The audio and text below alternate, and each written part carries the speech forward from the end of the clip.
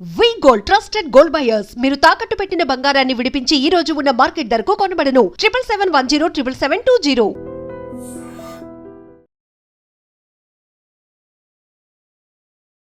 Welcome to iDream media. So జనరల్గా gut health ఇది మాట్లాడుకుంటూ ఉన్నాం కదా. అయితే గట్ హెల్త్ బాగుండాలంటే ఉదయం నిద్ర లేచినప్పటి నుంచి అసలు ఎలాంటి ఫుడ్తో మనం స్టార్ట్ చేయాలి, ఎలాంటి ఫుడ్స్ తీసుకుంటే మన గట్ హెల్త్ అనేది ఇబ్బంది పడుతుంది, దీనికోసం సపరేట్గా ప్రోబయోటిక్స్ తీసుకోవాలా, గట్ మైక్రోబయోమ్ అంటారు కదా, అది ఏంటి, పూర్తి వివరాలు తెలుసుకుందాం. మనతో పాటు ప్రముఖ surgical gastroenterologist doctor Srimannarayana ఉన్నారు from Yashoda hospital, Somajiguda. Doctor గారు నమస్తే అండి. డాక్టర్ గారు, జనరల్గా ఇప్పుడు అంటే అసలు గట్ హెల్త్ని ఎట్లా డిఫైన్ చేస్తారండి? గట్ హెల్త్ అంటే మనకి డైజెషన్ ప్రాసెస్ యాక్చువల్గా. సో కొంచెం తినంగానే ప్రశాంతంగా ఉండాలి పొట్ట, కానీ లేకపోతే మోషన్ కూడా మనకి ఎవ్రీడే ఒకసారి కంపల్సరీగా, అది కూడా ఏంటంటే కంప్లీట్ ఎంటీ అయి ఉండాలి. సో కొంతమంది ఏంటంటే ఒకసారి వెళ్తారు కానీ వాళ్ళకి ఫీలింగ్ ఉంటుంది లోపల అనమాట, ఎంటీ ఏం అవ్వలేదు అనేది.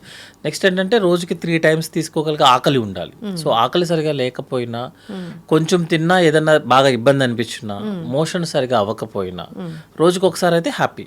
రోజుకి అవ్వలేదు అనుకోండి, లేదు లూజ్ మోషన్స్ అవుతున్నాయి, కాన్స్టిపేషన్ ఉంది, తిన్న తర్వాత పొట్టంతా టైట్ అయిపోతుంది, ఏదైనా గట్ హెల్త్ లేనట్టే లెక్క అనమాట. సో క్లాసికల్గా గట్ హెల్త్ బాగుంది అని మీరు ఎలా చెప్పాలి అంటే, ఇఫ్ యూఆర్ ఫీలింగ్ నార్మల్, మంచిగా ఉంది, మీరు టైంకి తింటున్నారు, టైంకి ఆకలిగా ఉంది, రోజుకి వాష్రూమ్ ఒకసారి వెళ్తున్నారు, అది కూడా వెళ్ళిన తర్వాత బాగా ఎంటీ అయిపోయింది, లోపల ఏం లేదు అని మీరు ఫీల్ అవుతున్నారు, that means good gut health ఉన్నట్టే లెక్క. ఇంకా కొత్తగా డిఫరెన్సెస్ అట్లా ఏమి ఉండదండి యాక్చువల్గా. అది మా గట్ హెల్త్ బాగున్నట్లు బాగాలేనట్లు. పొద్దున్నే అసలు నిద్ర లేస్తానే గోరువెచ్చని నీళ్ళు తీసుకోండి, లేదా లెమన్ టీ తీసుకోండి, గ్రీన్ టీ తీసుకోండి, తేనె గోరువెచ్చని నీళ్ళు తీసుకోండి, ఇలా చెప్తూ ఉంటారు కదా. As a surgical gastro enterologist, senior gastro enterologist, మీరు ఏం చెప్తారు? అసలు పొట్టలో అసలు పొద్దున్నే ఏం ఉండాలి? జనరల్గా అండి అందరూ చెప్తారు కదా, నాలుక టంగ్ మంచిగా ఉంటే మనం బాగానే ఉంటాం అని అర్థం. సో టంగ్ అనేది ఓన్లీ మనకి సెన్సేషన్ కోసం అనమాట. సో ఇప్పుడు మీరు ఏదైనా ఫుడ్ తిన్నారు, మీరు బాగా హ్యాపీగా ఉన్నారనుకోండి, బాగా టేస్టీగా ఉందనేది హ్యాపీగా ఉన్నారనుకోండి, అది టంగ్ వరకే పరిమితం. ఒక్కసారి ఫుడ్ పైప్ దాటింది అనుకోండి, మీరు ఏ ఫుడ్ మెటీరియల్ తిన్నా బాడీ సేమ్ డైజెషన్ అవుతుంది. ఇప్పుడు చాలామంది అందరం ఫాలో అయ్యేది ఏంటంటే, ఎర్లీ మార్నింగ్ లెగవగానే సమ్ హాట్ వాటర్తోనో, కొల్లైతే గోరువెచ్చని వాటర్తోనో, తేనో లేకపోతే సమ్ ఆకులో ఎవరినే వేసి మిక్స్ చేసి చేస్తున్నారు. అవన్నీ ఏంటి అంటే, జనరల్గా మన బాడీలో సపోజ్ టంగ్ కనుక సెన్సేషన్ ఫీల్ అయింది అనుకోండి, మన బాడీ మూమెంట్ వస్తుంది. బాడీలో అంటే మన పేగుల్లోకి మూమెంట్ వస్తుంది అనమాట. జనరల్గా ఇప్పుడు కొంతమంది స్మోక్ చేస్తారు, ఆ స్మోక్ చేయడం వల్ల ఏంటంటే మనకి బ్రెయిన్ స్టిమ్యులేట్ అయ్యి అతనికి మోషన్ వస్తుంది.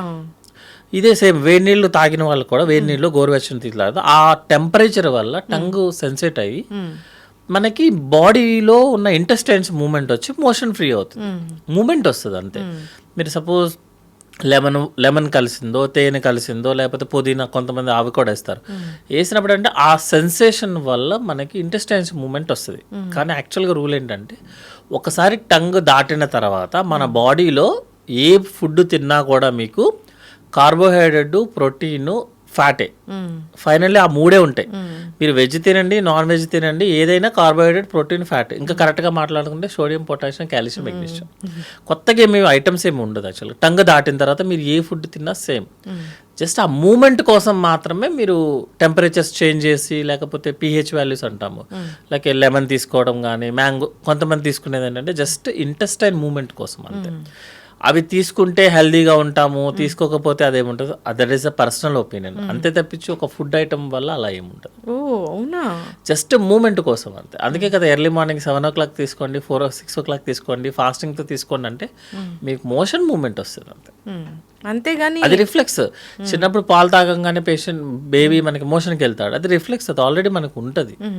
దాన్ని మనం ఇప్పుడు ఒక ఫుడ్ సపోజ్ మనకి డైజెషన్ ప్రాసెస్ ఎప్పుడు స్టార్ట్ అవుతుంది అంటే, మనం 12 o'clockకి ఏదన్నా ఫుడ్ మెటీరియల్ తినాలన్న థాట్తోనే స్టార్ట్ అవుతుంది యాక్చువల్గా మన డైజెషన్ మొత్తం. తర్వాత స్మెల్తో స్టార్ట్ అవుతుంది. తర్వాత టేస్ట్తో స్టార్ట్ అవుతుంది. వన్స్ అదంతా అయిపోయిన తర్వాత మీరు ఏం చేసిన ఎన్ని ప్రపంచంలో ఉన్న మొత్తం నడిచినా కూడా మీకేం సపరేట్గా ఏం రాదు. ఎందుకంటే ఇది మొత్తం బ్రెయిన్ స్టిమ్యులస్ ఆల్రెడీ ఒక ఆర్గనైజ్డ్ సెక్టర్. మన బయట చేసేదంతా కూడా ఏంటంటే మన హ్యాపీనెస్ కోసం అంతే తప్పించి కొంతమంది అంటారు నేను పొద్దున్నే తాగవా అంటే అదొక చిన్నలాగా చూస్తారు, ఓహో తాగితే బాగుంటుందేమో. అట్లా ఏం ఉండదండి. మన డైజెషన్ ప్రాసెస్, మనం తినే ఫుడ్ అంతే మెటీరియల్. పరగడుపున అసలు ఏం వెళ్ళాలి డాక్టర్ గారు? జనరల్గా పరగడుపున అయితే రూమ్ టెంపరేచర్లో నార్మల్ వాటర్ ఒక 1/2 లీటర్కి తీసుకుంటాం అంతే. యాక్చువల్గా జనరల్గా అది ఎవరైనా తాగేది అనమాట. ఎందుకంటే నైట్ అంతా మనం తాగం కదా, ఫుడ్ వచ్చే లోపల మనం అది తీసుకుంటాం. నైట్ ఆల్మోస్ట్ మీరు 6 hours to 8 hours వరకు ఏం తీసుకోరు, 12 to 6 అనుకోండి రఫ్గా, ఏమి తీసుకోరు. కాబట్టి డీహైడ్రేషన్ అవ్వకుండా ఫస్ట్ వాటర్ తాగుతాం, తర్వాత సాలిడ్ ఫుడ్డే వెళ్ళాలి మేడం. యాక్చువల్గా చెప్పాలంటే ఒక న్యూట్రిషన్, డైటిషియన్ లేకపోతే వేరే ప్యారలల్ డిపార్ట్మెంట్స్ అనేది ఏంటంటే ఎవిడెన్స్ లేకుండా ఉంటాం. యాక్చువల్గా చెప్పాలంటే సర్జికల్కి సంబంధించింది ఏంటి అంటే మేము ఎంతసేపు లోపల ఏ జ్యూసెస్ ఉన్నాయి, అవి ఏ టైంలో రిలీజ్ అవుతాయి. సపోజ్ మనకి ఫుడ్ జ్యూసెస్ అన్నీ కూడా 4 to 5 రిలీజ్ అవుతాయి.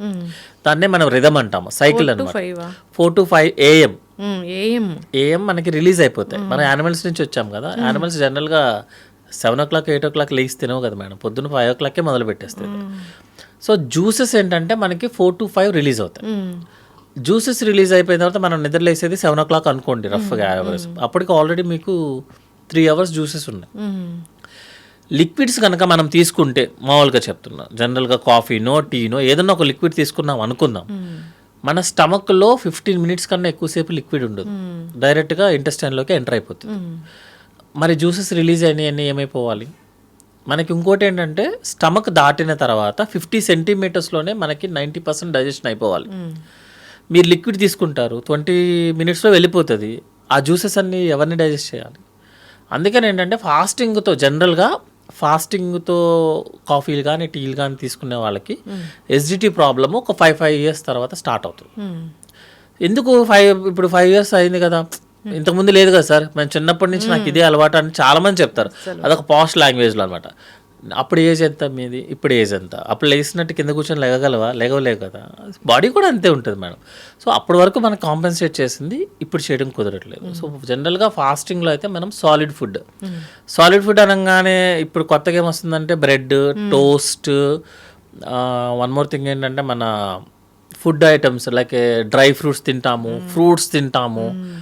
ఫ్రూట్స్ తినడానికి పొద్దున్న తప్ప ఇంక మనకి వేరే టైం దొరకలేదు. యాక్చువల్లీ నైట్ తినకూడదంటగా ఫ్రూట్స్. జనరల్గా ఫ్రూట్స్ ఇవన్నీ citrus type of madam, high acidity values ఉంటాయి యాక్చువల్గా. సో ఫాస్టింగ్తో మీరు ఏమీ సాలిడ్ ఫుడ్ లేకుండా తిన్నప్పుడు ఏంటంటే ఎసిడిటీ లెవెల్స్ పెంచుతాయి. ఇంకోటి ఏంటంటే ఈజీలీ అబ్జార్బుల్ అనమాట. మీరు ఫ్రూట్స్ ఆల్మోస్ట్ అబ్జార్బ్ అయిపోతుంది లోపలికి. సో ఫ్రూట్స్ అనేది ఏంటంటే ఒక సాలిడ్ ఫుడ్ మెటీరియల్ తీసుకొని క్లాసికల్ ఇండియన్ ఫుడ్ మేడం, అది సౌత్ కావచ్చు నార్త్ కావచ్చు.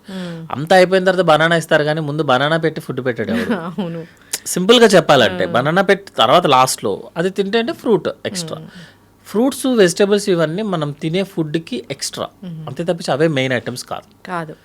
మీరు డ్రై ఫ్రూట్స్ తినే వాళ్ళందరికీ ఎసిడిటీ ప్రాబ్లమ్ స్టార్ట్ అవుతుంది. ఇప్పుడు ఏంది డ్రై ఫ్రూట్స్ ఎక్కడ చూసినా ఓ ప్లేట్ నిండా డ్రై ఫ్రూట్స్ పెట్టుకోవడము, లేదా ఓ పాల గ్లాస్ నిండా డ్రై ఫ్రూట్ పౌడర్ వేసుకోవడం, ఇది చాలా చాలా నడుస్తుంది.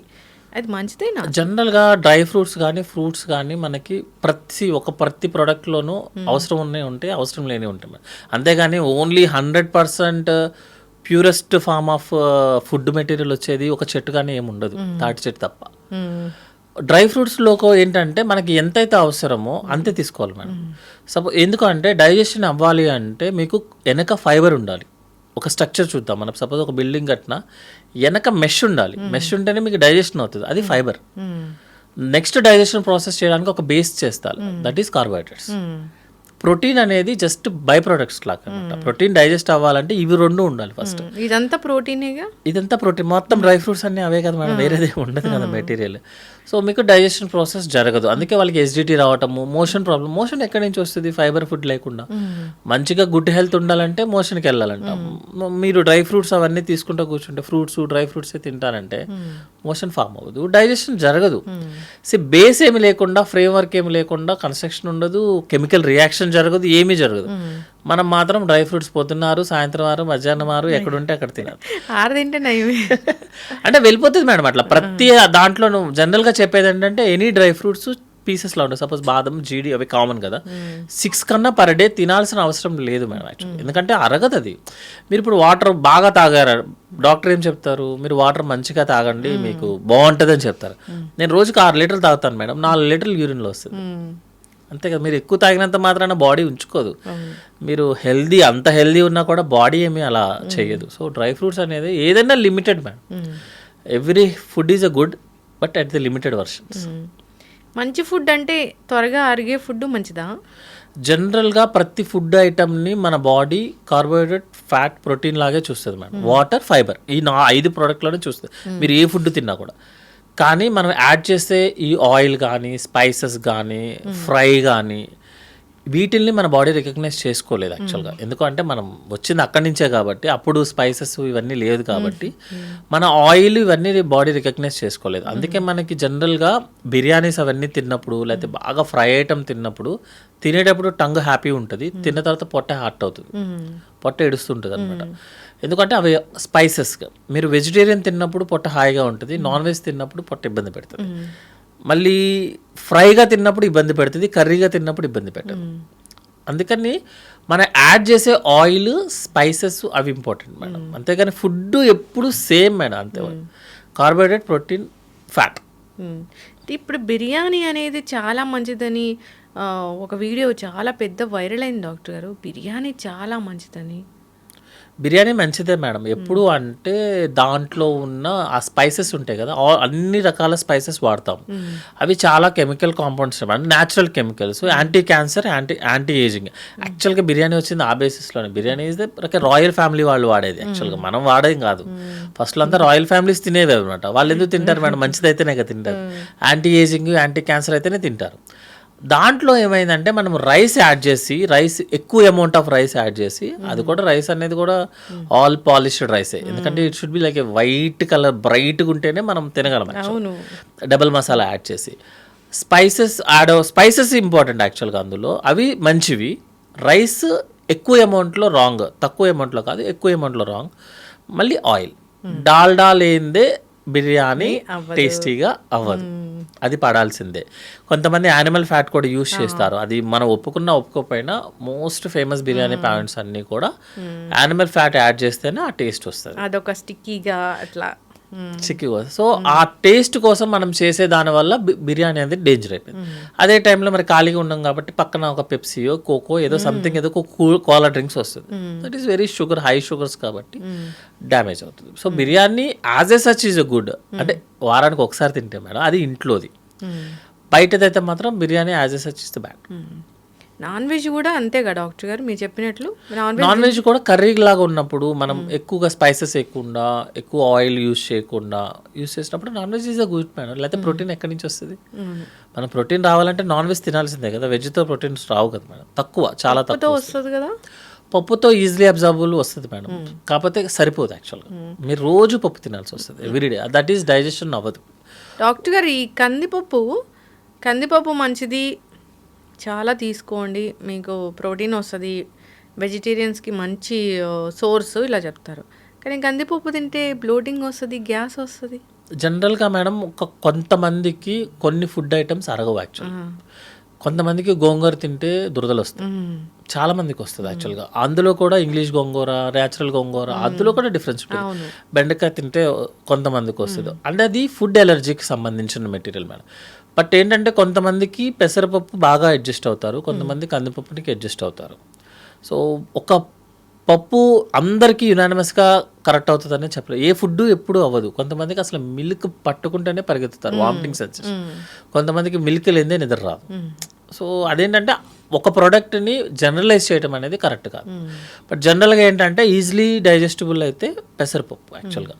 కందిపప్పు అనేది కొంచెం డైజెస్ట్ అవ్వదు, బట్ టేస్టీగా ఉంటుంది కాబట్టి జనరల్గా అందరూ కందిపప్పే యూస్ చేస్తారు. బట్ పెసరపప్పు ఈజీలీ డైజెస్టబుల్ ఉన్న వాటిల్లో. గ్యాస్ట్రిక్ రాకుండా కందిపప్పుని మనం తీసుకోలేమా? గ్యాస్ట్రిక్ ఉన్న వాళ్ళు ఎవరైనా సరే ఒక ఫుడ్ ఐటమ్ వల్ల ప్రాబ్లం వస్తుంది సార్ అంటే ఆ ఫుడ్ ఐటమ్ ఆపమనే చెప్తాం, అంతే. ఆల్టర్నేటివ్ చూసుకోమని చెప్తామని. ఎందుకంటే ఫుడ్ ఒకసారి లోపలికి వెళ్ళిన తర్వాత మనం చేయడానికి ఏమి ఉండదు, బాడీ చేసుకోవాలి. బాడీకి కందిపప్పు అడ్జస్ట్ అవ్వట్లేదు. ఎందుకంటే మేడం మనకు తెలిసినంత వరకు ఎంజైమ్స్ జీన్స్ అనేది కొంచెమే, మనకి తెలియదు కదా మొత్తం ఎన్ని ఉన్నాయి అనేది. అందరి మనుషులు అన్ని జీన్స్తోనూ పుట్టరు, 100% ఎవ్వరు ఈక్వల్గా ఉంటారు. ఏదైనా డిఫెక్ట్ ఉందనుకోండి మేడం, అప్పుడు ఏం చేస్తాం? దాన్ని తగ్గట్టు మాకు మిల్క్ పడలేదు ఆపండి, ఏమో అర్జెంట్ ఏముంది ఇప్పుడు, కందిపప్పు పడలేదు పోనీ పెసరపప్పు తినండి, ఏదో సినిమాలో చెప్పినట్టు పెన్సిల్ ఇరిపోయిందంటే పెన్తో రాసుకోవాలి. ఇప్పుడు పెసరట్టు అబ్బో, గట్టి హెల్త్కి పెసరట్టు చాలా మంచిది, దాంట్లో ఉన్నన్ని మెడిసినల్ ప్రాపర్టీస్ దేంట్లో లేవు, పెసరట్టే తినండి అంటున్నారు. నిజంగా అంత మంచిదా?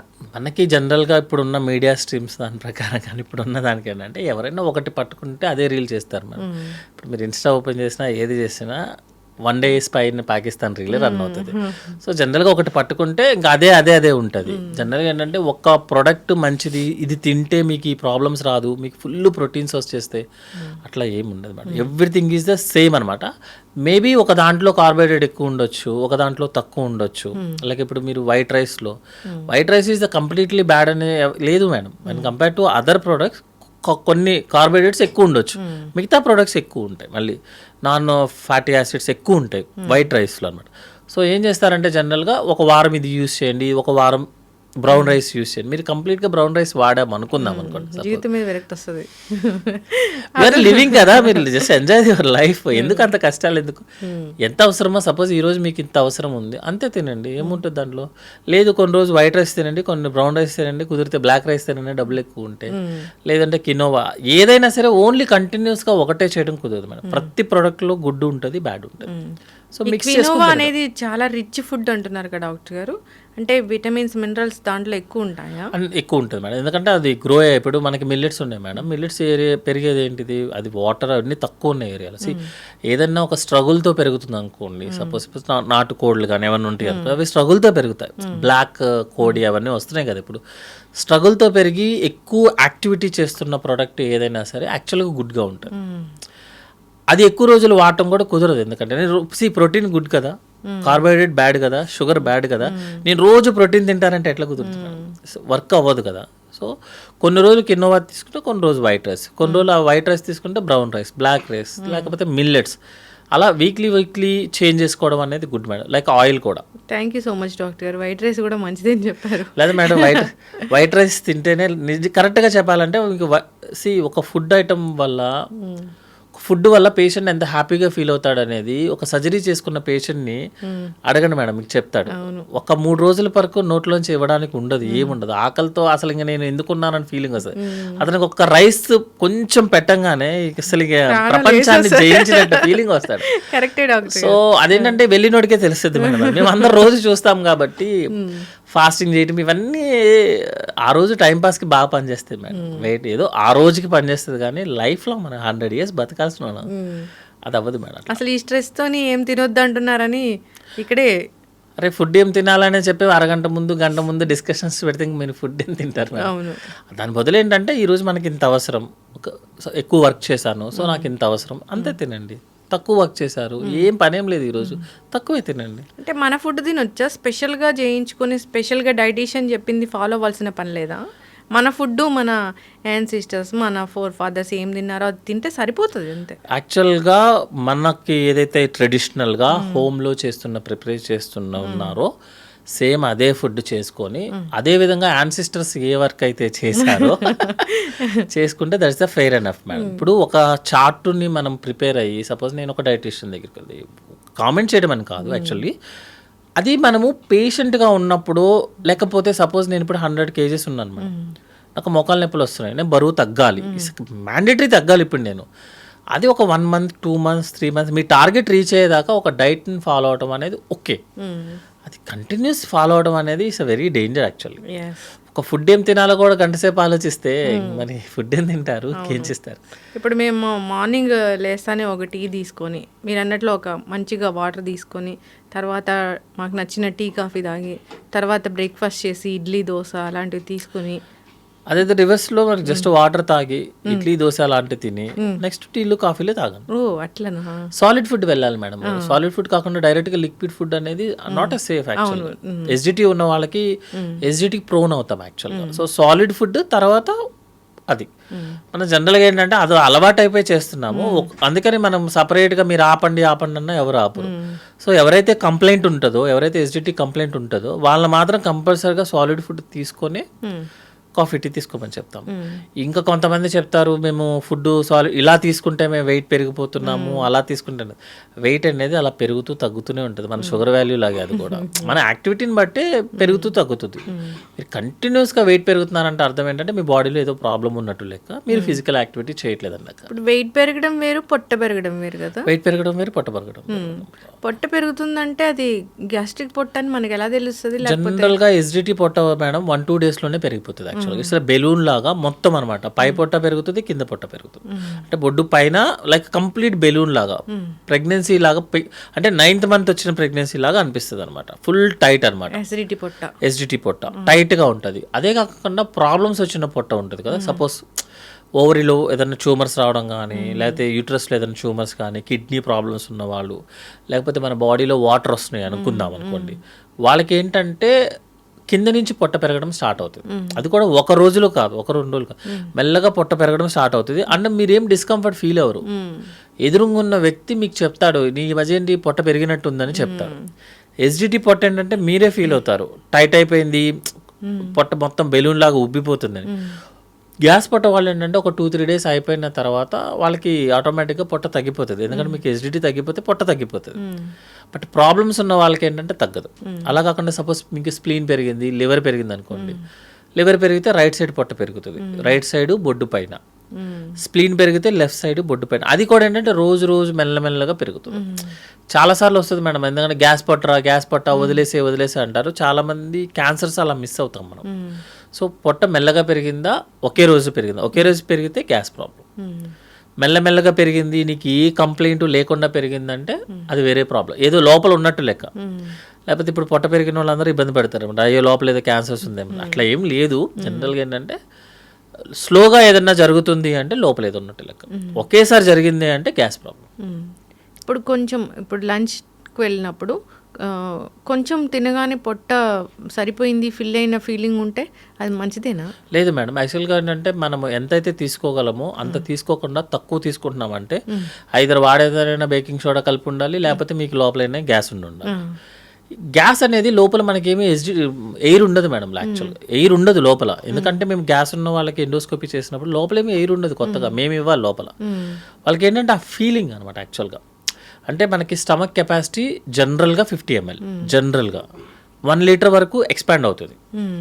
సపోజ్ మీరు లోపల ఏదన్నా అల్సర్స్ ఉండి గ్యాస్ ప్రాబ్లం ఉందంటే గ్యాస్ట్రైటిస్ అంటాం. అల్సర్స్ ఏదన్నా ఉందనుకోండి, మీరు 100 ml ఇవ్వగానే పొట్ట ఇంకా నాకు చాలు అంటది. ఎందుకంటే 50 ml నుంచి 1 liter పెరగాలి కదా. పెరిగిన తర్వాత మనకి ఇంకా చాలు అనే ఫీలింగ్ రావాలి.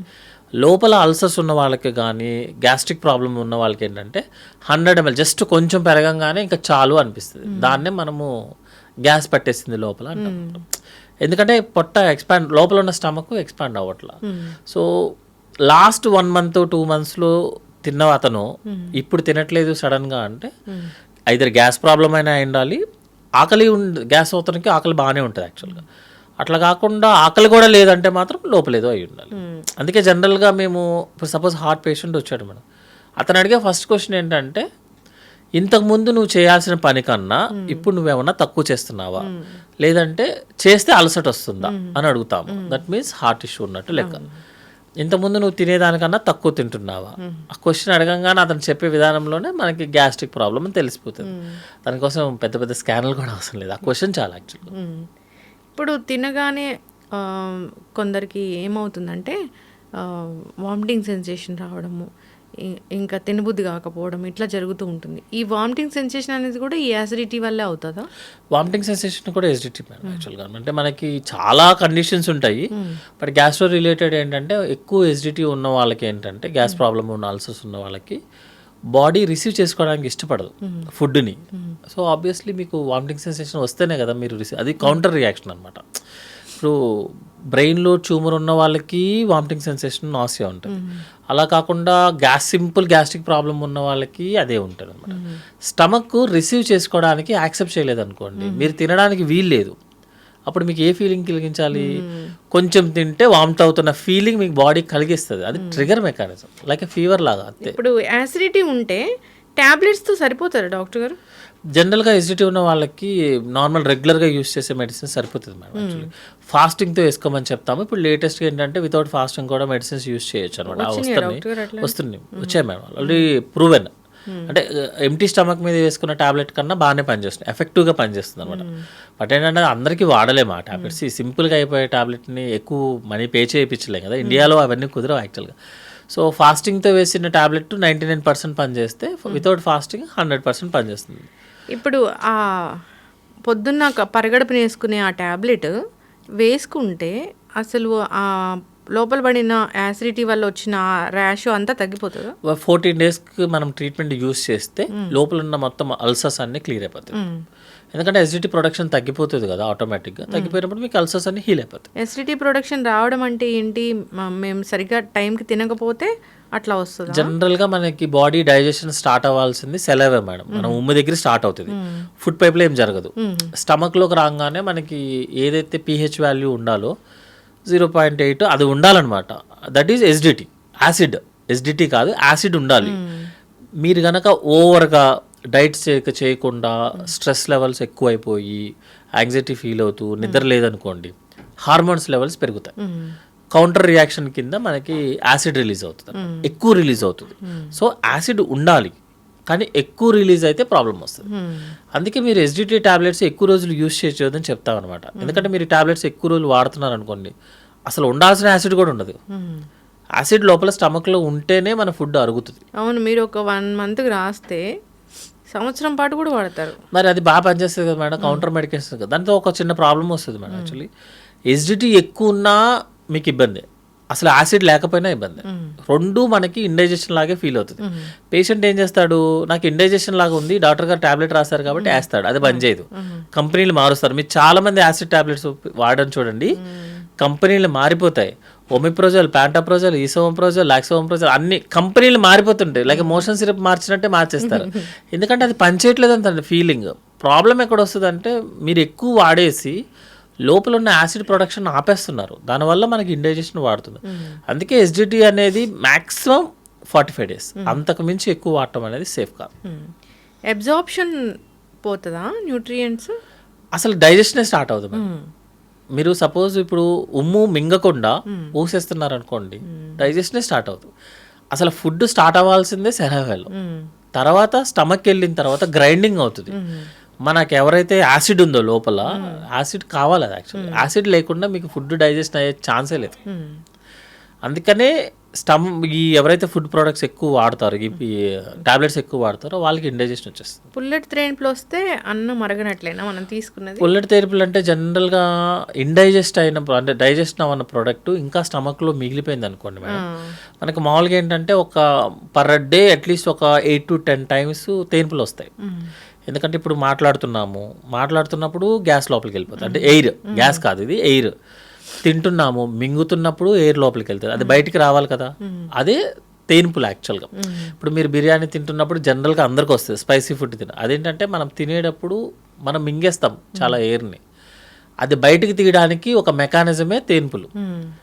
సపోజ్ ఆ మెకానిజం కనుక ఎక్కువ అయిందనుకోండి, మీరు ఎక్కువ చేసేసి ఎక్కువ తేన్పులు చేశారనుకోండి, అందులోంచి మన ఫుడ్ పైకి వస్తుంది.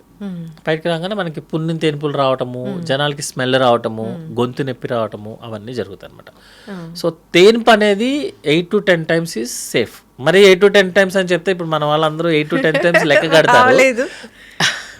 అలా కాదు, మినిమం తేన్పులు చేయడం అనేది సేఫ్ అవుతుంది కూడా. ఇప్పుడు నేను మాట్లాడుతున్నప్పుడు చాలా ఎయిర్ లోపలికి వెళ్తుంది, అది నేను తీయాలి కదా తర్వాత, అది ఆటోమేటిక్గా వస్తుంది. ఎక్కువ అయితేనే ప్రాబ్లం.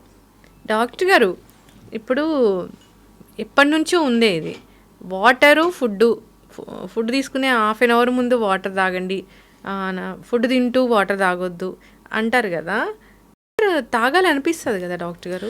మేడం అది ఎట్లా ఉంటుందంటే, మీరు ఫుడ్ తక్కువ తినాలి అంటే ఆ 15 నిమిషాల ముందు వాటర్ తాగండి, మీరు ఫుడ్ తక్కువ తింటారంటారు. ఫుడ్ ఎక్కువ తినాలంటే తినొద్దు అని చెప్తారు, మిక్స్ చేయమని చెప్తారు, ఫుడ్ తినేసిన గంట తర్వాత తినమని చెప్తారు. మీ stomach capacity is 1 litre, full capacity. నార్మల్గా ఉండే 50 ml, మీ ఫుల్ కెపాసిటీ 1 లీటర్. మీరు ఫుడ్ తిన్నా, food with water, without water ఏం చేసినా స్టమక్ 1 లీటర్ వరకు మంచిగా తీసుకుంటుంది. మీరు వాటర్ తీసుకున్న వాటర్ 15 minutesలో కిందకి వెళ్ళిపోతుంది, అంటే ఇంటెస్టైన్లోకి వెళ్ళిపోతుంది. మీ ఏదైతే సాలిడ్ ఫుడ్ తిన్నారో ఆ ఫుడ్ 4 to 5 hours స్టమక్లోనే ఉంటుంది. మీకు తెలిసిన తెలివితేటలు మన బాడీకి తెలియదు, అందుకని మీరు ఏం తీసుకున్నా దాని మెకానిజంలో అది వెళ్ళిపోతుంది మేడం. మీరు వాటర్ ఎప్పుడైనా తాగండి. 4-5 గంటలు సాలిడ్ ఫుడ్ స్టమక్ లో ఉంటుంది మేడం, 4-5 గంటలు వాటర్ లేకుండా మీరు ఎలా ఉంటుంది? ఇవన్నీ ఏంటంటే ఇట్స్ అ పర్సనల్ ఎక్స్పీరియన్సెస్ అనమాట. జస్ట్ ఆ రోజుల్లో మా తాతగారు అలా చేసేవాళ్ళు అని కంటిన్యూ అవుతుంది, దానికి ఎవిడెన్స్ ఉండదు మేడం. ఓహో, ఇలా చేస్తే అసలు ఫుడ్ అరగదేమో. దానికి 15 minutesలో మీరు ఏ ఫుడ్ తీసుకోండి, ఈవెన్ ఆల్కహాల్ తీసుకున్నా సరే 15 minutes తర్వాత స్టమక్ నుంచి ఇంటెస్టైన్లోకి వెళ్ళాల్సింది. అది మెకానిజమే దానికి క్రియేట్ అయింది. మీరు దాన్ని మిక్స్ చేస్తే డేంజరు, మిక్స్ చేయకపోతే డేంజరు, అదేమి ఉండదు. డాక్టర్ గారు, ఇంకొకటి ఏంటంటే ఎక్కిళ్ళు, అంటే జనరల్గా పొట్ట పెద్దదిగా అవుతుంటే ఎక్కిళ్ళు వస్తాయా? ఎక్కిళ్ళకి ఎందుకు వస్తాయి అని చెప్పేంటంటే, భయపడితే ఎక్కిళ్ళ దగ్గర నుంచి క్యాన్సర్ వస్తే ఎక్కిళ్ళ వరకు అట్లీస్ట్ టెక్స్ట్ బుక్ ప్రకారమే 150 రీజన్స్ ఉంటాయి మేడం. సో ఎక్కిళ్ళు ఎందుకు వస్తాయంటే, మనకి చెస్ట్ వాళ్ళకి అబ్డామిన్కి మధ్యలో ఒక లేయర్ ఉంటుంది, దాన్ని డయాఫ్రమ్ అంటారు. దానికి ఒక నర్వ్ ఉంటుంది. ఆ నర్వ్ కనుక, ఆ డయాఫ్రమ్ కనుక ఇరిటేట్ అయితే ఎక్కిళ్ళు వస్తాయి. అది ఎట్లయినా సరే, బికాజ్ ఆ నర్వ్ ఉంది కాబట్టి మీకు భయం వేసినా లేకపోతే టెన్షన్ వచ్చినా కూడా కొంతమందికి ఎక్కిళ్ళు వస్తాయి. సడన్గా ఎవరినైనా చూసినా, అతను భయపడే వ్యక్తిని చూసారనుకోండి ఎక్కిళ్ళు వచ్చేస్తాయి, ఎందుకంటే ఆ నర్వ్ స్టిమ్యులేట్ అవుతుంది. జనరల్గా ఎక్కిళ్ళు రావడానికి రీజన్ ఏంటంటే గ్యాస్ ప్రాబ్లం. ఎందుకంటే మనకి స్టమక్ ఉండే ఏరియా కరెక్ట్గా ఆ డయాఫ్రమ్ దగ్గర ఉంటుంది. స్టమక్ బాగా ఉబ్బింది అనుకోండి, లోపల స్టమక్, బయట స్టమక్ కాదు, లోపల స్టమక్ ఉబ్బింది అనుకోండి, ఆ డయాఫ్రమ్ వాల్ ఇరిటేట్ అవుతుంది. ఇరిటేట్ అవగానే మనకి ఎక్కిళ్ళు స్టార్ట్ అవుతాయి. అందుకని వాటర్ ఎక్కువ తాగు అంటే మీనింగ్ ఏంటంటే లోపల ఉన్న ఎసిడిటీని ఏమన్నా తగ్గించడం కుదురుద్దని. మీరు ఎన్ని వాటర్ తాగినా ఎక్కిళ్ళు తగ్గే టైంలోనే తగ్గుతాయి. అవును, తగ్గే టైంలోనే తగ్గుతాయి. కొంతమంది ఏంటంటే చాలా ఎక్కువ ఎక్కిళ్ళు వచ్చినప్పుడు మేము ఎస్డిటి ట్రీట్మెంట్ అంటే ఇస్తాము, గ్యాస్ టాబ్లెట్స్, నెక్స్ట్ ఏంటంటే సిరప్ ఇచ్చి ఆ యాసిడ్ లెవెల్స్ని తగ్గిస్తాం అన్నమాట. అప్పుడు లోపల ఉన్న స్టమక్ తగ్గిపోయి ఎక్కిళ్ళు ఆగుతాయి. కొంతమందికి టాబ్లెట్స్ కూడా పెడతాం, ఎందుకంటే రెస్పిరేషన్, అది నరుని స్టిమ్యులేషన్స్ తగ్గించడానికి టాబ్లెట్స్ ఇస్తాము. కొన్నిసార్లు ఏమవుతుందంటే ఆ ఏరియాలో ఏదన్నా వేరే ప్రాబ్లమ్స్ అనమాట, లైక్ వాటర్ ఎక్కువ ఉండటం వల్ల, ఇన్ఫెక్షన్ ఎక్కువ ఉండటం వల్ల కూడా ఎక్కిళ్ళు వస్తాయి. సో ఎక్కిళ్ళు అనేది భయపడుతున్న దగ్గర నుంచి క్యాన్సర్ వరకు ఏ కారణం వల్ల జరగచ్చు. కామన్ మాత్రం గ్యాస్ ప్రాబ్లం. కొంతమందికి అయితే మీరు బిలీవ్ చేయరు, 1 week వరకు కూడా ఎక్కిళ్ళు ఉంటాయి. మీరు ఈ ప్రపంచంలో అన్ని టెస్ట్లు, అన్ని మెడిసిన్స్ యూస్ చేసినా తగ్గవు. 1 fine morning ఏదో కరెంట్ షాక్ కట్టినట్టు తగ్గిపోతుంది. అదేంటంటే జనరల్గా ఎక్సర్సైజ్ కూడా చేయమని చెప్తాం మేడం, వాల్వ్స్ మ్యానోర్ అని చెప్తారనమాట. సో ఇప్పుడు మీకు ఏమైంది, ఆ ఏదైతే లేయర్ ఉందో, డయాఫ్రైమ్ ఉందో, అది ఇరిటేట్ అవడం వల్ల వచ్చింది కదా. సో దానికి ఎక్సర్సైజ్ అనమాట. ఏంటంటే ముక్కు నోరు మూసుకొని గట్టిగా బ్లో చేయాలి. చేస్తే ఏంటంటే ఆ వాల్ కింద పడి మనకి ఎక్కిళ్ళు తగ్గుతాయి. అది మెకానిజమ్స్ కొన్ని చాలా ఉంటాయి, బట్ అది ఎందుకు వస్తుందో తెలియదు, ఎందుకు పోతుందో తెలియదు. సో భయపడాల్సిన పని అయితే లేదు, వెక్కిళ్ళకి భయపడాల్సిన అవసరం లేదు madam. But it's very irritating problem యాక్చువల్గా. ఎందుకంటే వెక్కిళ్ళు వస్తూ ఉంటాయి, మనోడు గ్యాస్ తీసేసుకుంటాడు, లోపలికి ఎయిర్ లోపలికి వెళ్ళిపోతూ ఉంటుంది, దానివల్ల మళ్ళీ పొట్ట ఉబ్బుతుంది, మళ్ళీ వెక్కిళ్ళు వస్తాయి. అది కొంచెం నీళ్ళు బాగానే తాగుతాము. జనరల్గా కొంచెం కోల్డ్ వాటరు, ఐస్ క్రీమ్ ఎక్కువ తీసుకున్నప్పుడు వెక్కిళ్ళు కొంచెం తగ్గుతాయి. కానీ ఎందుకు వస్తాయో తెలియనప్పుడు ఏది వాడితే తగ్గుద్ది అనేది చెప్పడం కూడా రాంగ్ యాక్చువల్గా. జనరల్గా ఎసిడిటీ ట్రీట్మెంట్ ఇస్తే తగ్గుతాయి యాక్చువల్గా. ఈ గట్ హెల్త్ పాడు చేయడానికి మెయిన్ కారణం ఫుడ్స్ ఇవి కాదు. అయితే ఫుడ్ మెటీరియల్ కాదు మేడం యాక్చువల్గా, అంటే వెజ్ కాదు, నాన్ వెజ్ కాదు, ఫుడ్ మెటీరియల్ కాదు. ఫుడ్లో వాడే ఎక్స్ట్రా ఐటమ్స్, సాల్ట్, పెప్పర్, తర్వాత ఏంటంటే ఆయిల్, ఇవే మెయిన్. అదే టైంలో స్ట్రెస్, స్లీప్ లేకపోవడం. మీరు చెప్పినట్లు లక్షణాలన్నీ చూసుకున్నారు, కానీ గట్ హెల్త్ బాగాలేదని తెలిస్తే ప్రోబయోటిక్, ప్రీబయోటిక్స్ ఇట్లాంటివి ఉంటాయి కదా, ఏం తీసుకోవాలి అసలు? జనరల్గా మనకి ఇండైజెషన్ ప్రాబ్లం వచ్చినప్పుడు ఫస్ట్ ఎసిడిటీ ట్రీట్మెంట్ తీసుకోమని చెప్తాం మేడం. గట్ హెల్త్ అనేది మంచి name, it's very good name actually, చాలా పాపులర్ నేమ్. ఎందుకంటే గట్ అనేది మనకి సెకండ్ బ్రెయిన్ కింద లెక్క. బ్రెయిన్లో కన్నా ఎక్కువగా నర్వ్ సప్లై, నర్వ్ బ్రెయిన్ని గట్లో ఉన్నటువంటి నరాలన్నింటినీ కలిసి మనం ఒక ముద్దలా చేస్తే గట్లోనే ఎక్కువ నరాలు ఉంటాయి యాక్చువల్గా. సో ఇట్స్ సెకండ్ బ్రెయిన్ కింద. మనకి కూడా ఒక హార్ట్ ఉంటుంది, కాల్లో కూడా ఇంకో హార్ట్ ఉంటుంది.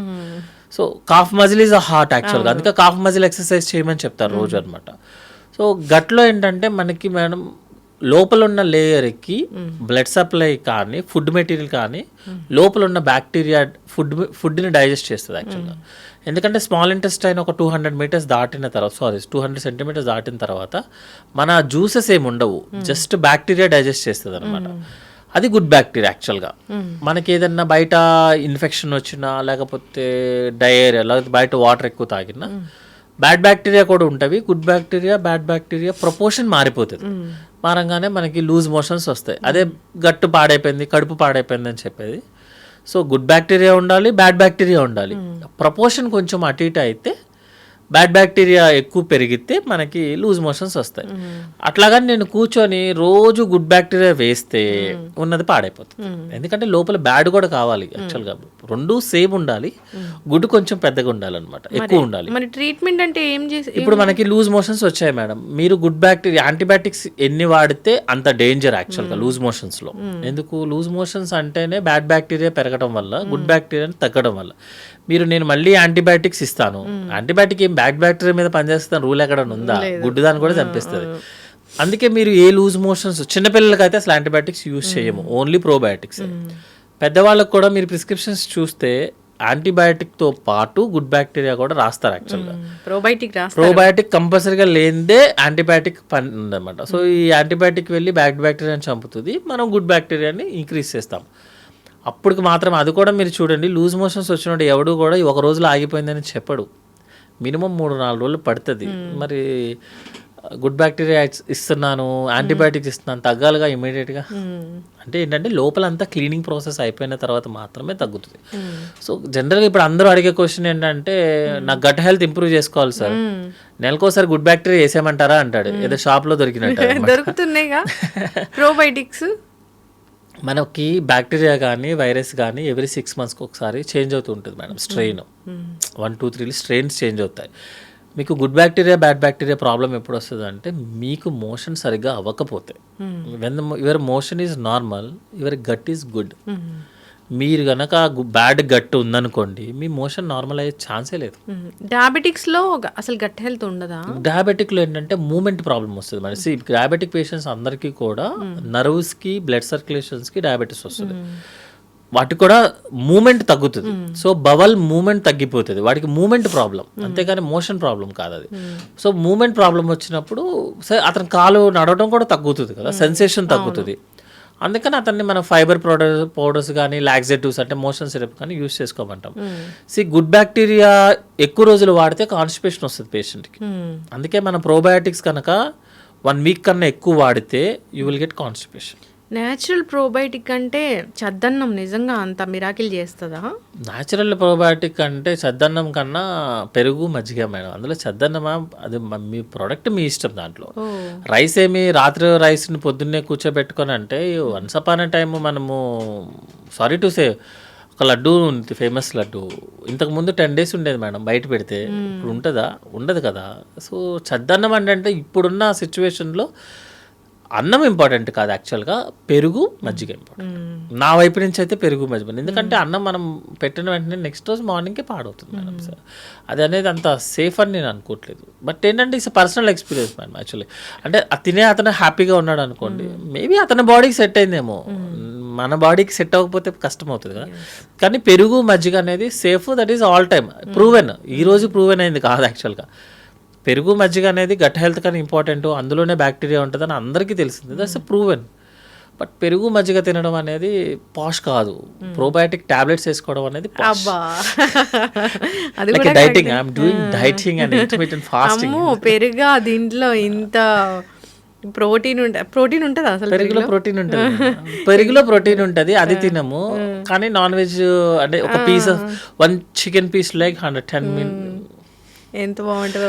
అవును మేడం, అంత బాగుంటుంది. కానీ బట్ న్యాచురల్ ప్రొడక్ట్స్ ఎందుకు అంటే మన ఇంట్లో జరిగే ఫుడ్ మనం చాలా రోజులు తీసుకోవడానికి ఉంటుంది.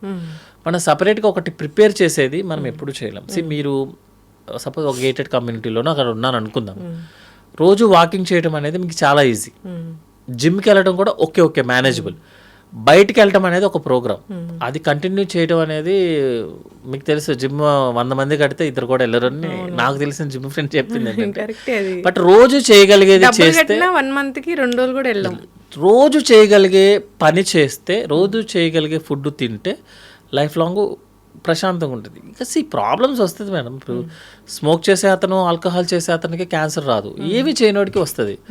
జిమ్ చేయనోడికి ఏమి రాదు, జిమ్ చేసేవాడికి జిమ్లోనే పోతుంటాడు.